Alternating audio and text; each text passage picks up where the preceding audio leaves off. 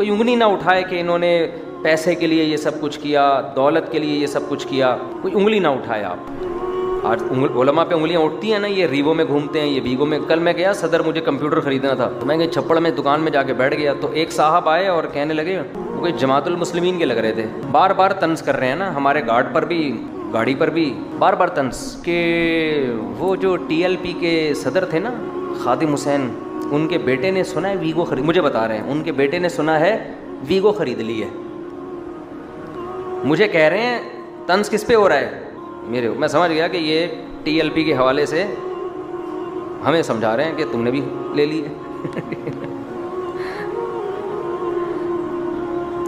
اچھا یہ گاڑی میری ہے بھی نہیں معذرت کے ساتھ، یہ بینک کی گاڑی ہے، ہمیں تو رینٹ پہ ملی ہوئی ہے نا. تو خیر ہے بھی تو کیا کرتا ہوں، تمہیں آپ کو کیا تکلیف ہے. تو مجھے کہنے لگے کہ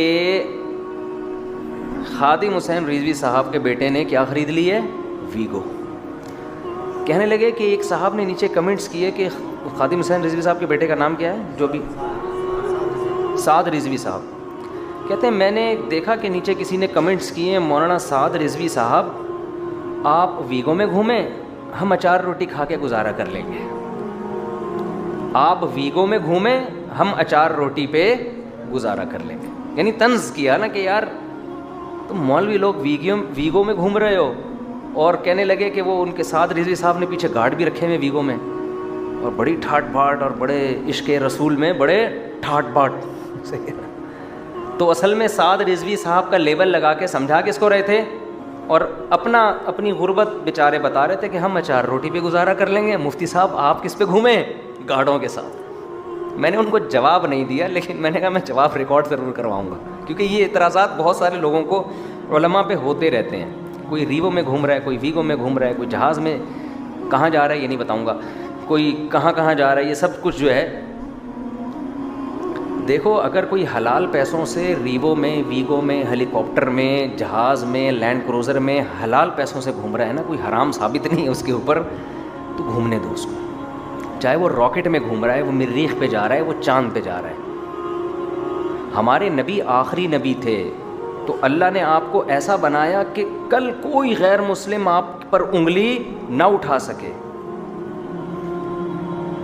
لیکن یہ کوئی صرف اتنی بات حق کا معیار نہیں ہے. سلیمان علیہ الصلاۃ والسلام وہ بھی تو اللہ کے پیغمبر تھے، کیسی ٹھاٹھ والی زندگی تھی ان کی. اور صرف ٹھاٹ باٹ نہیں تھے، وہ اللہ کی نعمت کا اظہار بھی کرتے تھے.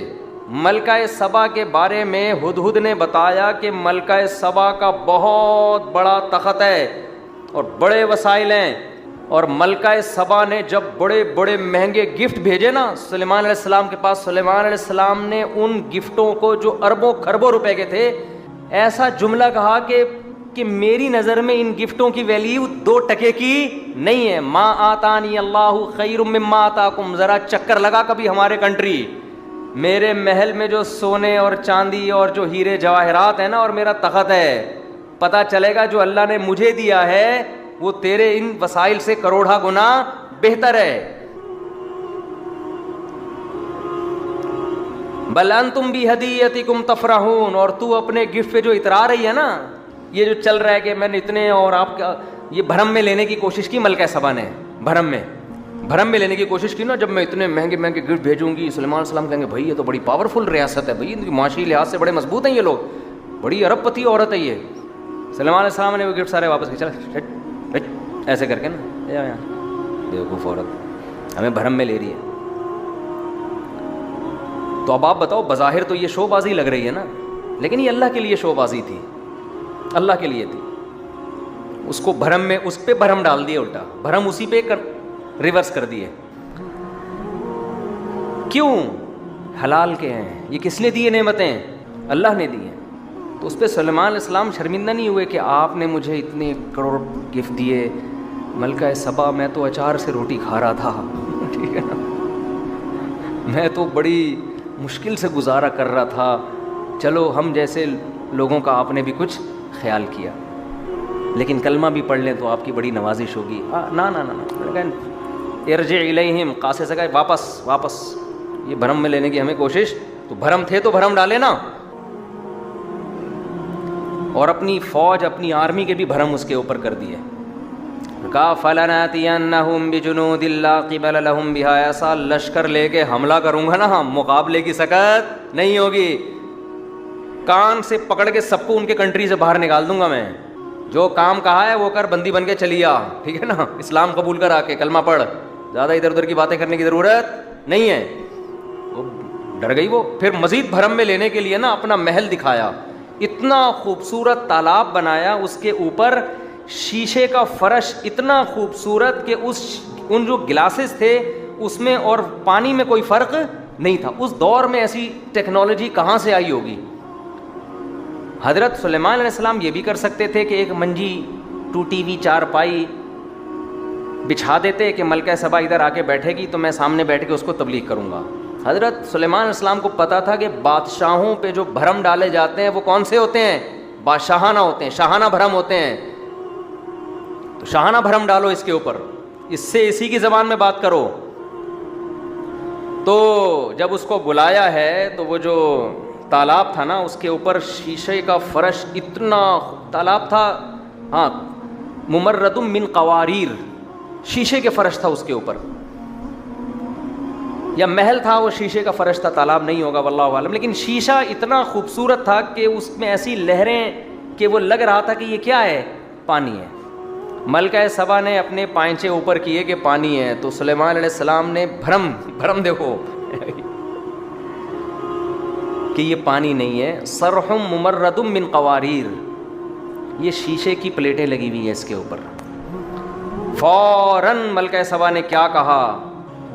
ربی انی اسلمت مع سلیمان لرب العالمین, میں سلیمان کے ساتھ رب العالمین پر ایمان لے آئی. دیکھو نہ کوئی توحید کے دلائل دیے ہیں بھائی, بھرم سے ہی مسلمان ہو گئی.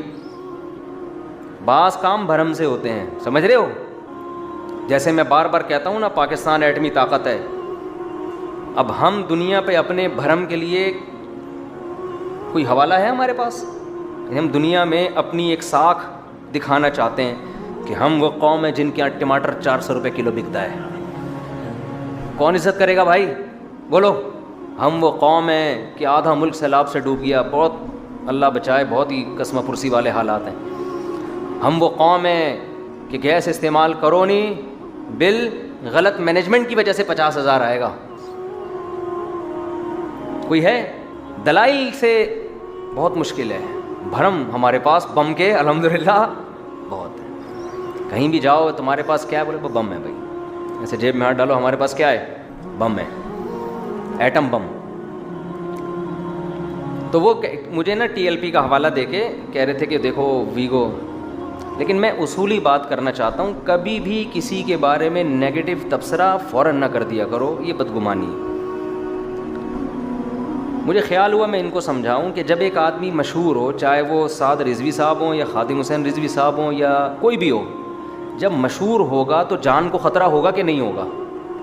بولو نا. پاکستان میں جان آپ کی غیر محفوظ ہے, اس کے لیے اتنا کافی ہے کہ آپ کیا ہیں؟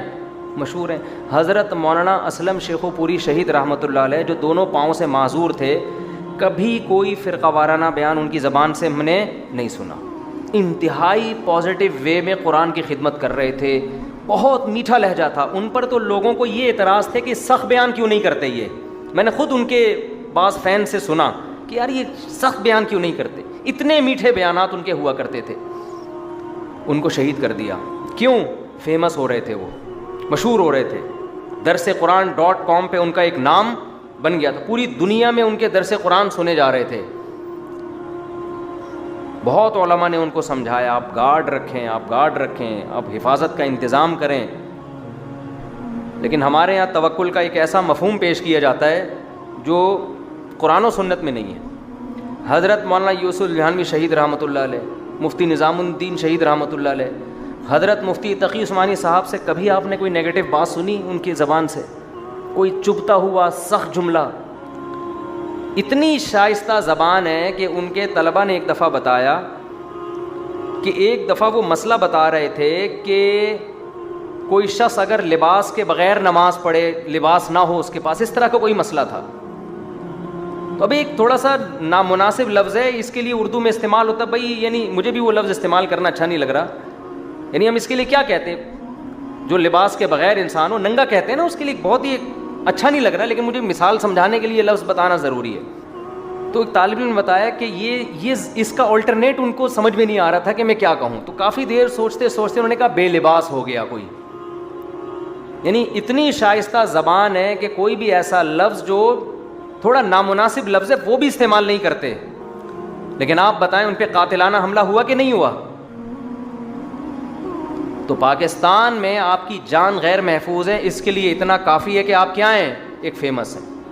تو اب مجھے ایک بات بتاؤ, میرا دل چاہ رہا تھا ان صاحب سے میں پوچھوں کہ ایک آدمی فیمس ہو گیا, چاہے وہ سعد رضوی صاحب ہوں یا کوئی بھی ہو, تو فیمس آدمی کو جان بچانے کے لیے گارڈ رکھنا ضروری ہے یا نہیں ہے؟ اس کے بغیر کیسے؟ یعنی دکانوں پہ تو آپ اتنے موٹے موٹے تالے ڈال کے جاتے ہو, وہاں کوئی نہیں کہ آیت الکرسی پڑھ کے پھونک کے چلے جائیں. ہم کبھی کسی کو دیکھا اپنی گٹکے کی دکان پہ بھی تالا ڈال کے جائے گا وہ؟ وہاں کوئی نہیں کہتا کہ گٹکا ہے تو اللہ پہ توکل کرو, کیا کہ گٹکے بھی چوری ہوتے ہیں بھائی, وہاں تالا ڈال کے جائے گا وہ. سنار نے اپنی دکانوں کے باہر گارڈ بٹھائے ہوئے ہوتے ہیں پیسے کی حفاظت کے لیے, انسانی جان کی حفاظت کے لیے نہیں. اور یہاں انسانی جان کی حفاظت کی جب بات آتی ہے تو کیا کہا جاتا ہے, اللہ پہ توکل کرو. تو جب گارڈ ہوں گے تو کیا وہ گارڈ آپ کے ساتھ گدھا گاڑی پہ گھومیں گے؟ بولو نا, کیا ہو گیا؟ گدھا گاڑی پہ گھومیں گے. جب آپ کے ساتھ گارڈ ہوں گے تو وہ بائکوں پہ گھومیں گے آپ کے ساتھ, وہ بائک چلائے گا یا دشمن کا مقابلہ کرے گا؟ تو گارڈ ڈھالے کے بغیر نہیں ہوتے. ہونا تو یہ چاہیے, ماہرین یہ کہتے ہیں کہ ایک گاڑی سے مستقل الگ گاڑی ہونی چاہیے گارڈ کے پاس, 2 گاڑیاں ہونی چاہیے. ایک ہی گاڑی میں گارڈ ہوں, اسی میں جس کی حفاظت ہے وہ ہو, یہ بھی حفاظت کا پورا انتظام نہیں ہے. تو اصولی طور پہ 2 گاڑیاں ہونی چاہیے. وہ تو غنیمت ہے, اس نے ایک گاڑی رکھی ہوئی ہے, ہونی 2 چاہیے. تو خام خامیں اٹھا کے اعتراضات. سعد رضوی صاحب سے اور کوئی اختلافات کرنا ہے تو, لیکن یہ کیا کوئی بھی مشہور آدمی ہوگا تو وہ گارڈ رکھے گا. اب میری تو پہلے FX تھی میرے پاس, دھکا اسٹارٹ, میں خود بھی دھکے لگا کے, اللہ کا شکر ہے ایسے ہمارے یہ مسل بن گئے نا الحمدللہ. محلے والوں کو بھی ہم نے بڑا اس میں, ہم نے کہا جم جانے کی ضرورت ہی نہیں ہے. پھر وہ FX سے ہم نے ارتقائی مراحل ڈارون کے نظریے کے مطابق طے ہوئے. اس FX میں محلے والوں کی بھی ہمدردیاں تھیں. ٹائر روزانہ پھٹ رہا تھا, ہمارے ایک دوست نے ایک نیا ٹائر لا کے لگا دیا, چل وہ مفتی صاحب. تو وہ محلے والوں کی ہمدردیاں کچھ ہماری انویسٹمنٹ سے ہوتے ہوتے اللہ نے اس FX کو ارتقائی مراحل سے گزار کے کرولا میں, پرانی کرولا میں, پشتوں میں کہتے ہیں انڈس کرولا استاورورا, ٹھیک ہے نا, یہ پشتوں میں کہتے ہیں. کوئٹہ والوں کے انڈس کرولا کی بڑی ویلیو ہے, انڈس کرولا استاورورا. کیا مطلب بھائی تیرے پاس انڈس کرولا ہے, اگر ہے تو پھر ٹھیک ہے, نہیں ہے تو بات نہیں کر پھر ہم سے, تو بڑی ویلیو ہے انڈس کرولا. پھر وہ ہوتے جو بھی ہوا وہ دم غائب ہو گئی بہرحال بندر کی. جو ڈارون کا نظریہ ہے نا, تو ہماری گاڑی کی بھی وہ پھٹے پرانے ٹائر غائب ہو گئے. تو جب حفاظت کا انتظام ہوتا ہے تو میرے بھائی وہ FX میں بولو نہیں ہوتا, وہ ریوو میں ہی ہوتا ہے, ویگو میں ہی ہوتا ہے, وہ لینڈ کروزر میں ہی ہوتا ہے, اس کے علاوہ نہیں ہوتا. گارڈ اگر آپ نے بٹھانے الگ سے. رہا یہ کہ ان کے پاس پیسہ کہاں سے آتا ہے, سوال یہ پیدا ہوتا ہے کہ بھائی ریوو ہے یا ویگو ہے یا کچھ بھی ہے, آیا کہاں سے؟ تو جب تک آپ کو نہیں پتا آیا کہاں سے, آپ یہ الزام لگا سکتے ہو کہ ناجائز آیا ہے. اور بھی تو بہت ساری چیزیں آپ کو نہیں پتا نا. کیا خیال ہے؟ آپ کو پتا ہے محلے میں جو اتنا بڑا بنگلہ جس شخص نے بنا لیا, کیسے بنایا؟ آپ کہہ رہے بھائی وہ اس کا مسئلہ ہے کہ ہمیں کیا پتا یار. جب تک آپ کے پاس ثبوت نہ ہو آپ کیسے الزام لگا سکتے ہو؟ خاص طور پہ جو مشہور لوگ ہوتے ہیں ان کے فینس بھی تو ہوتے ہیں نا. ہم نے جو گارڈ رکھے ہیں نا, یہ میں نے نہیں رکھے, یہ جو کچھ ہمارے چاہنے والے انہوں نے ہم پہ مسلط کیے ہیں, سمجھ رہے ہیں. انہوں نے کہا آپ کے باپ کے ساتھ بھی یہ گارڈ گھومیں گے, اب یہ مسلط کیے ہمارے اوپر. تو ہم نے بھی بول دیا ٹھیک ہے, مشورہ آپ کا, تو خرچہ بھی کس کا؟ خرچہ بھی آپ کا, اپنے خرچے پہ رکھتے ہو تو ٹھیک ہے. تو ختم ہو گئی نا بات. اب یہ سوال گارڈ کی تنخواہ کہاں سے آتی ہے, گارڈ تمہارا ہیڈک نہیں ہے, جس نے مشورہ دیا وہیں سے آتی ہے. ٹھیک ہے. وہ جو ہمارا ایڈمن ہے نا, جس نے میری ویب سائٹ بنائی, اس سے جب میری ویب سائٹ مجھے بتایا کہ میں بنا رہا ہوں, میں نے اس کو لفٹ نہیں کرائی. میں تو پہلے یہی بیان کرتا تھا, نیٹ کی دنیا میں نہیں تھا. اس نے بنا کے وائرل کر دیا پوری دنیا میں بڑا مشہور ہو گیا. تو مجھے لوگ کہتے تھے مفتی صاحب اس نے اتنی بڑی خدمت کی ہے آپ کی, آپ کو انٹرنیٹ پہ لے کر آیا, آپ کے بیانات کو وائرل کیا, آپ کی دنیا میں عزت ہو رہی ہے, تو اس کا شکریہ تو ادا کرو. آپ تو لفٹ ہی نہیں کراتے اس بندے کو. لوگ تو اس کام کے لیے پیسے دے دے کے کرتے ہیں, اور یہ فری میں اس نے اتنا کچھ کر دیا, اور اب 2 سال سے میں دیکھ رہا ہوں آپ اس کو لفٹ مسافہ بھی ایسے کرتے ہو, آئے السلام علیکم چلو گئے. تو میں نے کہا آپ بتائیں کیا فری کراؤں میں. انہوں نے کہا تو مشورہ دینے والے قاری صاحب تھے, انہوں نے کہا اس کی ایک بہترین سی دعوت تو کر دو. میں نے کہا مشورہ آپ نے دیا ہے, آپ کے خرچے پہ بہترین سی دعوت, میں بھی آؤں گا اس میں. میں نے کہا میں بھی آؤں گا اس میں. لوگ مجھے بلا رہے ہوتے ہیں نا, مفتی صاحب آپ امریکہ کب آ رہے ہیں, آپ لندن کب آ رہے ہیں. میرا رپلائی کیا ہوتا ہے, ویزا دلا دو بھائی. پہلے تو میرے مالی وسائل کم تھے تو میں کہتا تھا خرچہ آنے جانے کا کرایہ دے دو. اب اللہ کا شکر ہے, اللہ نے مجھے مالی وسعت دی ہے. اب میں کہتا ہوں کرایہ میں خود ہی کر لوں گا, ویزا دلانا کس کی ذمہ داری ہے. یہ بڑا لمبا چوڑا ٹینشن والا کام ہے, ویزوں کے لیے ایمبیسی جانا ہو بھائی یہ سارا پروسیس کر کے دے دو تو ہم پہنچ جائیں گے, جہاں بولو گے آ جائیں گے. انڈیا والے بہت کہہ رہے ہوتے ہیں انڈیا کب آ رہے ہیں. ابے بھائی ویزا دلا دو, میں کل انشاءاللہ انڈیا کا ٹکٹ کرا کے, مجھے تو بہت شوق ہے انڈیا جانے کا. انڈیا تو ہمارا آبائی وطن ہے. سب سے زیادہ شوق مکہ مدینہ کے بعد الحمدللہ انڈیا کا ہے ہمیں. اپنے باپ دادا کی قبریں دیکھیں, اپنے باپ دادا کے گھر دیکھیں, اپنا کلچر دیکھیں. ہمارا تو پورا خاندان وہاں آباد تھا. تو اس لیے بدگمانیاں بدگمانیاں بدگمانیاں بدگمانیاں. تو خیر پیسہ رکھنا, یہ جو فیمس لوگوں کے, یہ نا کچھ لوگ ہیں جو علماء کے خلاف ہر وقت ذہن سازی کرتے رہیں گے. پیسہ کہاں سے آ رہا ہے, ان کے پاس گاڑی کہاں سے آ گئی, ان کے پاس گارڈ کے پیسے کہاں سے آتے ہیں, ان کے پاس. اچھا سب سے پہلے تو مجھ پہ شادیوں کے پیسے کہاں سے آتے ہیں, یہ تو میں نے بولا ہی نہیں, جو سب سے بڑا اعتراض ہوتا ہے. دیکھو شادیوں کے پیسے کہاں سے آتے ہیں, یہ ذمہ داری اس کی ہے جس کو میں شادی کا پیغام بھیجوں. لڑکی کا باپ پوچھے گا بیٹا تو پالے گا کیسے, یہ اس کا ہے نا, کیا خیال ہے. تو ان کو میں مطمئن کر دیتا ہوں تبھی ہو گئی. صحیح ہے نا, ان کو میں بتا دیتا ہوں جی یہاں سے. وہ پھر ظاہر ہے وہ انکوائری بھی کریں گے, کیسے تو نہیں چندوں کے پیسوں سے شادی ہو رہی, اور وہ مطمئن ہوں گے تو ٹھیک ہے, نہیں ہوں گے تو ان کی مرضی. ہاں بڑے لوگ صحیح ہے. تو یہ آپ کا ہیڈک نہیں ہے, یہ ہیڈک سسرال والوں کا ہے کہ بھائی تو پیغام بھیج رہا ہے تو تیرے پاس پیسے 3 کو پالنا آسان تو نہیں ہے نا, کہاں سے آ رہے ہیں. دوسری کے لیے پیغام بھیجا تو انہوں نے مجھ سے پوچھا کیسے, تو میں نے بتایا بھائی یہ میرا ذریعہ آمدن ہے, یہ اس طرح سے جو بھی جس کو سمجھ میں آیا انہوں نے مان لیا, نہیں آیا تو انہوں نے کہا بھائی یہ بہت سے انہوں نے ریجیکٹ کیا, انہوں نے بولا نہیں ہم نہیں کرتے. تو یہ ان کا ہیڈک ہے, یہ آپ کا ہیڈک بولو نہیں. اور اس لیے علماء کی جان چھوڑ دیں آپ. یہ نا گاڑی میں کیوں گھوم رہے ہیں, تو یہ گارڈ کہاں سے آ رہے ہیں. اچھا کمال کی بات یہ ہے کہ دعوتیں کر کر کے مرغے کھلاتے ہیں اور پھر الزام لگاتے ہیں دیکھو مرغے کھاتے ہیں, ہم کس سے روٹی کھا رہے ہیں, اچار سے روٹی کھا رہے ہیں. تو کھلا بھی تو تم ہی رہے ہو, ہم نے تو نہیں کہا. ہم تو کہتے ہیں سیدھے دال چاول کھلاؤ اگر تم دعوت کرتے ہو. اب آپ نے مرغے پکائے ہوئے ہیں تو مرغے کھا رہا ہوں, تو پھر دعوتوں میں لوگ تصویریں کھینچ رہے ہوتے ہیں. میں ان سے کہتا ہوں خدا کا واسطہ کھانا کھانے دو آرام سے. یہ جب مرغے رکھے ہوئے ہیں نا اور ان کی تصویریں جائیں گی, بڑا برا امیج دنیا کے سامنے جاتا ہے, پتہ نہیں یہ کر کیا رہے مولوی لوگ. حالانکہ میری خوراک ان بہت تھوڑی ہے. جو میرے ساتھ اٹھتے بیٹھتے ہیں نا ان کو پتہ ہے کہ رکھا ہوا بہت ہوتا ہے, اور دائیں بائیں والے ہاتھ زیادہ صاف کر رہے ہوتے ہیں میرے لیبل لگا کے. حقیقت ہے, وہ سمجھ گیا جس کو جو بہت ہنسا ہے نا وہی ہے. تو خیر یہ الزامات چونکہ علماء پہ لگتے رہتے ہیں اس لیے میں نے ان کو تھوڑا سا ڈیفائن. این جی اوز جو کام کر رہی ہیں بہت عرصے سے اس کوشش میں تھیں کہ قادیانیوں کو اس ملک میں مسلمان قرار دیا جائے, قادیانیوں کو اس ملک میں نمائندگی دی جائے. اس کے لیے وہ بڑے طریقے سے کام کر رہے تھے اور قرضوں کو مشروط کر دیتے ہیں ان چیزوں کے ساتھ. تو ہوتے ہوتے ہوتے ہوتے بالآخر وہ اس میں کیا ہو گئے, پہلی سیڑھی پہ انہوں نے قدم رکھ دیا. تو اس موقع پر ہماری دینی اور سیاسی جماعتوں نے غفلت کا مظاہرہ کیا ہے, اہل حق ہوتے ہوئے بھی. اہل حق سے بھی غلطی ہو سکتی ہے. اس موقع پر ہماری سیاسی اور دینی تنظیموں کو چاہیے تھا کہ پہلی بات تو یہ قانون پاس نہ ہونے دیتے. سب سے پہلے شیخ رشید نے آواز اٹھائی تو عوام کو پتہ چلا, ورنہ پبلک کو پتہ ہی نہیں چل رہا. پھر جو غلطی ہوئی فیس بک پر میں بھی کبھی کبھار کمنٹس پڑھتا تھا مختلف دینی تنظیموں کے, تو اس غلطی کو غلطی ماننے کے بجائے اس پر جو ہے نا وہ ہٹ دھرمی کا مظاہرہ کرنا شروع کر دیا. اور پھر چلو آپ سے غلطی ہو گئی, غفلت میں آپ سے ایک کام ہو گیا, آپ کو پتہ ہی نہیں تھا ہو کیا رہا ہے. بہت سو کو پتہ ہی نہیں تھا ہو کیا رہا ہے. طلاق نامے پہ آپ سے سگنیچر لیے جا رہے ہیں اور آپ کو پتہ ہی نہیں کہ اس پہ کیا لکھا ہوا ہے. بھائی پوچھو تو صحیح کیا کر رہے ہو تم. بعد میں آپ کہہ رہے ہو مجھے تو پتہ نہیں تھا اس پر تو 3 طلاقیں لکھی ہوئی ہیں. ایسے کیسز بھی ہمارے پاس آتے ہیں، حضرت وہ لکھا ہوا تھا میں نے تو ایسے ہی کر دیا. تو اس کے بعد یہ ہونا چاہیے تھا، چلو آپ سے غلطی ہو گئی، اس کے بعد یہ ہونا چاہیے تھا کہ بھائی ختم نبوت ہمارا سب کا اجماعی عقیدہ ہے، اور کوئی بھی ایسا کام کرنا جس سے ختم نبوت کے عقیدے میں دراڑیں پڑ سکتی ہیں، آئندہ کے لیے لائحہ عمل تیار کیا جائے کہ اسمبلی میں آئندہ ایسی گڑبڑ نہ ہو. لہذا عدالت میں کیس کیا جاتا، قانونی طریقے سے کام کیا جاتا، اور پرامن طریقے سے دھرنے دیے جاتے کہ بھئی جو لوگ بھی اس کے اصل ذمہ دار ہیں ان کو ہم نہیں، عدالت سزا دے، قانون ان کو سزا دے.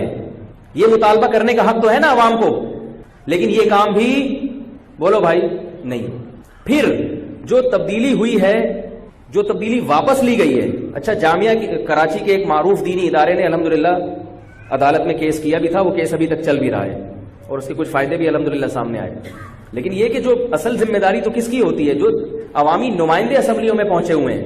لوگ علماء سے پوچھتے ہیں آپ کیوں نہیں دھرنے میں گئے، آپ کیوں نہیں احتجاج کر رہے؟ بھائی ہر آدمی ہر کام کے لیے نہیں ہے. عوامی جو نمائندے ہیں نا جن کو اسمبلی میں پہنچایا ہے، عوام ان کو اس لیے پہنچاتی ہے کہ ہم یہاں بیٹھ کے کوئی اور کام کریں گے، آپ وہاں بیٹھ کے اپنی ذمہ داری پوری کریں گے. وہ اگر اپنی ذمہ داری پوری نہیں کر رہے تو پوری قوم کو اس پہ لتاڑنا اور پوری قوم کو قابل ملامت قرار دینا یہ غلط ہے. اب ہوا یہ کہ اس قانون میں جو 7C اور 7B والی شق تھی، جس کے تحت جو جب تبدیل کی گئی ہے تو اس کے تحت قادیانی عدالت میں پہنچ سکتے تھے، اس 7C اور 7B کی جو شق تھی اس کو چینج نہیں کیا گیا، صرف وہ جو حلف نامہ نکالا گیا تھا نا وہ بحال کر دیا گیا. یہ ایک بہت بڑی دھاندلی ہوئی، قوم کے ساتھ دھوکہ ہوا. اس پہ دینی اور سیاسی جماعتوں کو آواز اٹھانی چاہیے تھی، اس پہ بھی دینی اور سیاسی جماعتوں نے آواز فل ان دا بلینک خالی جگہ پر کر دیا کریں. سیاسی جماعتوں نے آواز نہیں اٹھائی. اس پہ طاہر القادری صاحب نے ایک ویڈیو بیان ریکارڈ کروایا کہ بھائی یہ ابھی بھی 7C اور 7B والی شق اسی طرح ہے. جب اس نے اپنا ویڈیو بیان ریکارڈ کروایا ہے تو پھر پبلک کو پتا چلا کہ بھائی ٹھیک ہے ایک قانون تو واپس اپنی اصل کنڈیشن میں بحال ہو گیا مگر دوسری گڑبڑ ابھی بھی موجود ہے. تو یہ طاہر القادری ویڈیو ریکارڈ کروا رہا ہے، جبکہ یہ آواز کس کو اٹھانی چاہیے تھی؟ بولو نا بھائی، جو اسمبلی میں بیٹھے ہوئے جن کو آپ نے ووٹ دے کر اب وہاں تک پہنچایا. اور شہباز شریف نے یہ آواز اٹھائی کہ جو اس قانون کو تبدیل کرنے کے اصل ذمہ دار ہیں ان کو اسمبلی سے باہر نکالا جائے. جب اس نے یہ آواز اٹھائی تھی تو شہباز شریف سے سینکڑوں اختلافات کے باوجود اس معاملے میں اس کے مطالبے کی حمایت کرنی چاہیے تھی. کیا خیال ہے بھائی؟ جو بھی بات صحیح کہہ رہے ہیں، تو اگر صحیح کہہ رہے ہیں تو جو بھی ہو آپ کو اس کو اپریشیٹ کرنا چاہیے نا. لیکن عجیب بات ہے کہ اس کی بات بھی کیا ہو گئی؟ دب گئی. تو جب آپ ایک قانونی طریقے سے کام نہیں کریں گے اور معاملہ ہے ختم نبوت کا، اور ہمیں یہ بھی پتا ہے، عوام کو یہ بھی معلوم ہے کہ یہ پہلی سیڑھی ہے، اس کے بعد بھی بہت کچھ ہوگا، اور اس طرح کے لوگ اسمبلیوں میں گھسے ہوئے ہیں، اس طرح کے لوگ بیوروکریسی میں گھسے ہوئے ہیں. ایسے لوگ بھی ہیں جو کھل کے بیان دے رہے ہیں کہ قادیانی مسلمان ہیں، ایسے لوگ بھی موجود ہیں. تو جب عوام کو یہ پتا چلے گا تو عوام پھر اپنے جذبات کا اظہار اسی طریقے سے کرے گی جیسے کہ ہو رہا ہے. تو اب جو لوگ یہ کہہ رہے ہیں کہ یہ دھرنے والے غلط کر رہے ہیں، اگر یہ دھرنے والوں کا طریقہ کار غلط ہے تو ان لوگوں کا طریقہ کار بھی غلط ہے جنہوں نے عوام کو یہاں تک نکلنے پر مجبور کیا ہے، ان کا بھی طریقہ کار غلط ہے. کیونکہ آپ جب ایک دیکھو قرآن مجید کی ایک آیت ہے وَلَكُمْ فِي الْقِصَاصِ حَيَاةٌ يَا أُولِي الْأَلْبَابِ. عرب میں کیا ہوتا تھا کہ جو قاتل تھا نا، قاتل، اس کو سزا نہیں ملتی تھی، اس کو مقتول قاتل جو ہے نا، قاتل کے ورثہ اس کو چھپا لیتے تھے. نتیجہ کیا نکلتا تھا؟ اب جس کا بندہ قتل ہوا ہے اس کے دل میں جذبات تو تھے کہ میرے باپ کو مارا، میرے بھائی کو مارا،